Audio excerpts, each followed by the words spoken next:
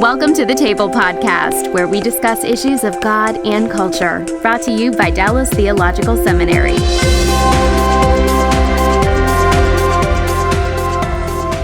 Welcome to the Table, where we discuss issues about the connection between God and culture. And our topic today is cultural engagement and culture making. And our guest via Skype is Andy Crouch, author of Culture Making, Recovering Our Creative Calling. And Andy hosted a all-day seminar here at the seminary a while back, and we have wanted to follow up with him because he did such a great job. So Andy, welcome. Glad to have you with us.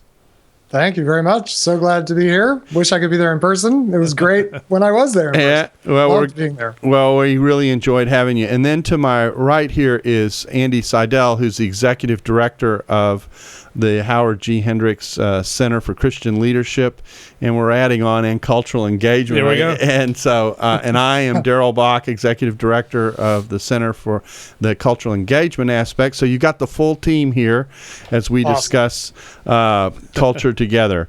Andy, I'm just going to dive right in.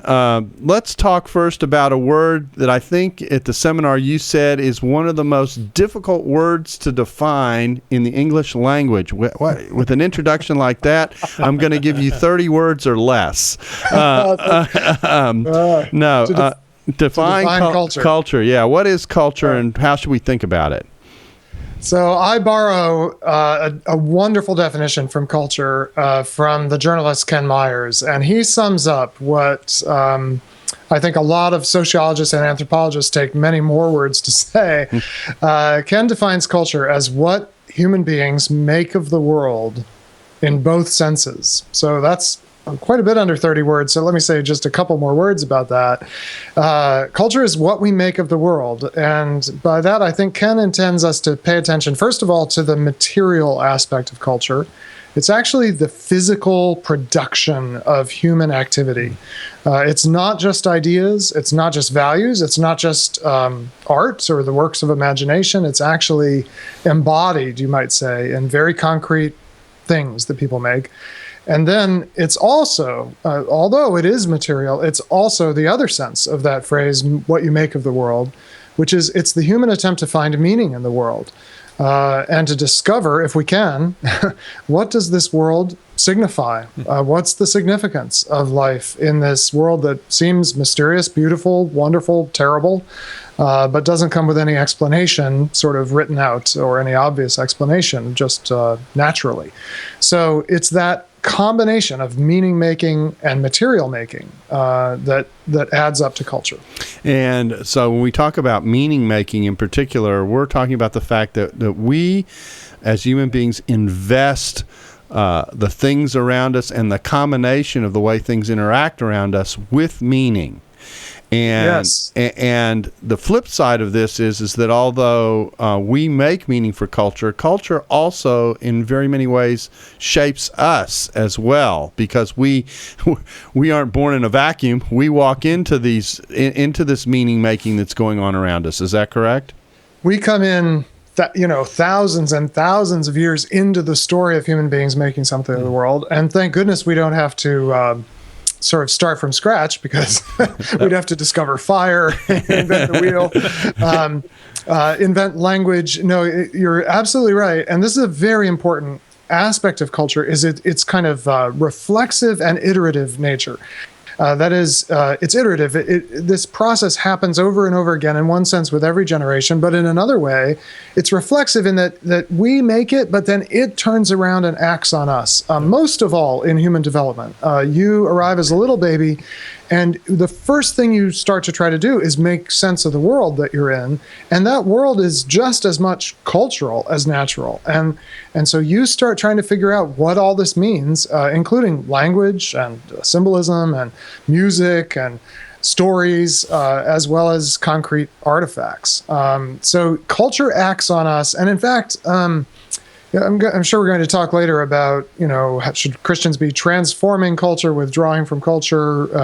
That's where we're going. That's where we're going. Yeah. it's very important to remind ourselves that culture acts on us and transforms and shapes us much more than we ever shape it. I'm much more shaped by culture than I could in my wildest dreams hope to affect or shape culture. And that's the reflexive power of culture. Well, I'm going to work our way there. And the way I want to work our way there is to talk about the fact that really in many ways we aren't just talking about culture as a single monolith, but culture itself is made up of many, if I can say, little cultures that are within it that also interact with each other. And I think the best way to illustrate this, and I'm going to bring in Andy here in a second on this, but when my wife and I moved to Germany for sabbatical, all the rules for marital interaction and what you could do in the society changed. Wow. Things that she could normally do here and have happen effectively, she was cut off from doing in part because she didn't know the language. So that was a little bit of a disadvantage. Yes. And then secondly, the culture responded to a woman doing certain things in a certain way that made it less comfortable for her to initiate that process. And so I had to step in, and our line was, we moved and all the rules changed. And Andy, I know, has had a lot of experience in Eastern Europe. I'm sure you found the same thing. Is that true? Oh, very much so. We lived really outside of Vienna in Austria, and they had very different rules than we did here. For example, my wife used to walk every morning, and she'd walk the same path, and she would see these two women, and it took, really, she said, about 3 or 4 years before they would smile, and then it was another year before they would talk to her. Okay, now I don't even want to know what kind of culture making that is, but anyway, yeah. But that's the point. The point is that what we view as culture here in, say, Dallas, which is where we are, or where you're looking. I don't even. Where are you sitting these days? Yeah, I'm sitting in Swarthmore, Pennsylvania, right outside of Philadelphia. Okay, so you're outside of Philly. We won't get into the Dallas-Philly thing in the NFL. Yeah, that's right. And that even within the United States, those are different mini cultures. And then you turn around and you change countries, and the rules change yet again. Shows how complex culture is. Correct? Absolutely. And in fact, I think you can make a pretty strong case that the idea of culture as a kind of abstract noun really emerged from encounters with different cultures. The sort of a cliche, but it's a useful cliche. As long as you are a fish swimming in one little pool, you don't think of yourself as being in the water, and people talk about culture that way. It's very much in the background until you leave your home environment. And you go to some place where it's fellow human beings. They're Homo sapiens, image bearers just like us, but they've made something very different of the world, sometimes shockingly different, disturbingly different. And the attempt to sort of give a name to all those different patterns of making is what we mean when we use the word culture in the abstract. But culture never exists in the abstract. It's always the product of a specific history of people trying to make something of the world. And it's affected by geography. It's affected by history, just by the happenstance of history. So that just the story of what happened in Austria or Germany is different from what happened in Texas. And that has generated, I think you used a very interesting word, which is rules. One of the things cultures do is tell us how the world, not just how it is, but how it ought to be. And they impose sanctions, both in the sense of positive reinforcement and negative reinforcement, when you either make the world the way it ought to be or violate the world the way the world ought to be. And this gets to a very important point about all cultures. They're not just sort of neutral background. They really do tell us what you are allowed to do. Are you allowed to talk to a stranger? How are you allowed to talk to a stranger? What are you allowed to say to a stranger? They tell us what you can do, what you cannot do, and they really constrain human action as well as make human action possible.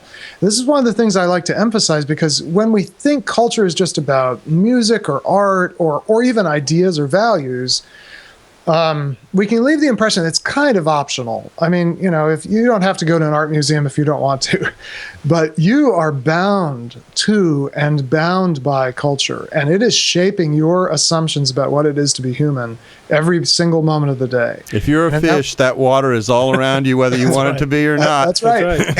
And you need it as much as the fish needs it. Yeah. If we could somehow take you out of culture, you'd be gasping. You wouldn't know who you were. You would actually be not less free than you are, even though culture also constrains your freedom. It's a very interesting kind of paradox there. Yeah, well, I don't want to turn this into a seminary class on the abstract idea of culture, so I want to shift our attention a little bit. One of the other things you emphasize that I think people don't normally think about when they think of culture is this idea that culture isn't just ideas or values, it's also the things that we produce that shape the way we live. And in the book, you use the example of what happened when the interstate highway system came to the United States, and just the change that meant. That generated all kinds of industry, or it promoted some existing industries. It put pressure on other things that had existed and made them in some ways perhaps less valuable, or changed where they fit. There was all this kind of cause and effect. I think in our own lifetime here lately, the thing that shows this more than anything else may be the little thing called the iPod, which when it showed up generated it made all kinds of things possible. It also relativized, if I can use that word, a whole lot of other things that existed. So that's another dimension of culture we often don't think about, that is culture making as well, isn't it? This is really why I ended up titling the book I wrote about this, Culture Making, because it really is when we make things, the technical term for these, I suppose, is artifacts. You can also think of them, the phrase I like is cultural goods. Cultural goods are the medium by which even the most intangible parts of culture are expressed and made manifest and in a way kind of enforced. And when you make a new cultural good, it can be, it's almost always both something very specific like an iPod, and usually there's a whole system behind that. So you think about iTunes, the software behind the iPod. These very concrete goods, along with the systems that kind of support them. You can think about cars and interstates in the same way. It starts to move the horizons of possibility for human beings. That is to say, some things become possible that were not possible before. There was no way for me to carry around my music collection with me wherever I went before the iPod and its immediate predecessors, MP3 players. Suddenly, I can do that. Well, that then has all these knock-on effects, which are fascinating and important to understand because they really do reshape the way they live, the way that we live. But at the same time, that some things are becoming impossible. Some things are becoming possible. Other things are becoming impossible. That is to say, the introduction of cultural goods doesn't just expand the horizons so that more and more things become possible. It moves the horizons so that some things that were completely possible before are now all but impossible now. For example, making money as a record company yeah, right. was very possible in the with second 45 half. with 45 RPM. Yeah. So right, certain artifacts become, just history. They become artifacts in the archaeological sense, relics of another time. They had tons of meaning. For a person of a certain age, the 45 RPM has all this significance. But to my 16-year-old son, it means nothing. Right? It doesn't impinge on his life in any way. And that's how culture works. It's constantly moving these horizons. And the important corollary of this is if we want to see culture change, it's not enough to change ideas. And it's definitely not enough just to change hearts or attitudes. We've got to actually give people a way to act on those new ideas. And frankly, if you can provide a compelling enough cultural good, the ideas and shape of life will follow that good rather than you having to convince them of the idea first. Sometimes the goods come before the idea. So the invention of keeping time, clocks, first water clocks, then tower clocks in Europe, and then eventually watches. Those things were invented and then reshaped the way people thought about time, rather than people saying, we need to be more timely, so let's invent a watch. It didn't work that way. It went the other way around. Well, and of course, sometimes when you invent something, there's, and this will be the last abstract question we deal with, but sometimes when you invent something, there's what you intend to do with it, and then there are the consequences that come out of it that you didn't even have in mind, but that someone else who culture makes does with it, and it goes off in a direction, and it can go in any kind of direction, intended or not, which shows how dynamic culture is and how difficult it is to, if the word is difficult, my my goodness, the whole phenomenon of culture is difficult because it's like an untamed tiger in some ways. Absolutely. You do not, no one has the capacity to predict what any significant cultural innovation will do. It's because it's too public, too many people act on it, too many people respond in unpredictable ways. One of the most remarkable results of the interstate highway system, well, the most remarkable result was suburbia. 50% of Americans, more than 50%, now live in suburbs. And that really, suburbs, the way we know them now, did not exist before the interstate highway system. But I think you might have been able to foresee that to some extent. But who would have foreseen the rise of fast food? And fast food is also an artifact of the highway system. You would not have these dominant fast food chains if we hadn't had interstate highways. I guarantee you that when Dwight Eisenhower signed the National Interstate Highway and Defense Act, he was not thinking about McDonald's being, one of the largest companies in the world. But that's a result, and you never can foresee those kinds of effects. Now, all of this means, I'm going to turn in a practical direction now, all this means that we need to be, if I can use this word, a little bit humble about how we think about culture, interact with culture, our expectations about culture changing. There's a lot of Christian language today about culture changing. You've highlighted the issue of culture making in contrast. I want you to explain why that is and why that difference is so important to appreciate. And I think we've set the context for that by what we've said. Yeah, I know, this first section has been kind of abstract, but it's important, it's foundational because it chastens our pride or hubris, our overreaching. And I started to feel, part of why I wanted to call this book and this sort of line of thought, culture making, is I started to hear these just crazy verbs being thrown around. Like, we're here to impact the culture. Now, the first problem with that is not a verb, and I'm going to hold the line. I refuse to let impact become a verb. But, that's a very strong word. Impact. My fist impacts your, cheek or whatever. The chance of any person or any group of people doing anything remotely like impact when you're talking about something as complex, as multifaceted, as responsive, as cumulative as culture is very small. Even the verb, it's a softer verb, but transforming culture, which Richard Niebuhr used in his book, Christ and Culture. His kind of punchline is, rather than being against culture or simply seeing Christ as being of culture, we should talk about Christ transforming culture. When you turn that into Christians transforming culture, let's leave aside what Christ may be doing, but what are we doing? I think it's way overreaching to think that we can transform culture. That is above our pay grade by many steps. And the problem is, if you set yourself up to try to have a transformative impact, you are likely to mortgage yourself to whatever you think can get you there. And you'll end up being implicated in all kinds of foolishness that you shouldn't have been. And a very classic example of this is the way that the religious right, in its quest to transform American politics, at least for a season, became very captive to other interests within the Republican Party. And they were much more transformed by entering the Republican Party than the Republican Party was transformed by them. And that tends to happen when you overreach in this way. Join us next week for part 2 of the Table Podcast.